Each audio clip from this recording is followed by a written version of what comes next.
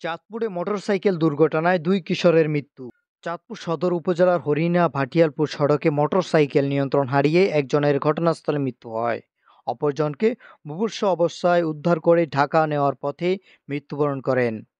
বুধবার ১০ জুলাই বেলা ১২টার সময় চাঁদপুর সদর উপজেলার ১২ নং চান্দ্রা ইউনিয়নের জব্বরডালি এলাকায় মোটরসাইকেল নিয়ন্ত্রণ হারিয়ে হাইমচর উপজেলার ২ নং আলগী দুর্গাপুর উত্তর ইউনিয়নের নয়ানী গ্রামের দীন মোহাম্মদ খানের ছেলে সাইফুল ইসলাম নামে এক যুবক ঘটনাস্থলে মৃত্যুবরণ করেন এবং নুরুল ইসলাম খানের ছেলে মেহেদী হাসান শাহীন নামে অপরজনকে গুরুতর অবস্থায় উদ্ধার করে ঢাকা নেওয়ার পথে মৃত্যুবরণ করেন।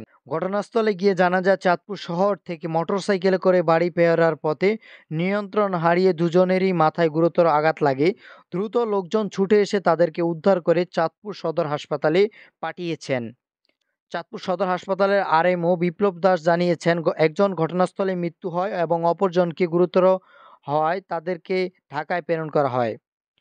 পারিবারিক সূত্রে জানা যায় মেহেদী হাসান শাহীনকে ঢাকা নেওয়ার পথে তিনি মৃত্যুবরণ করেন।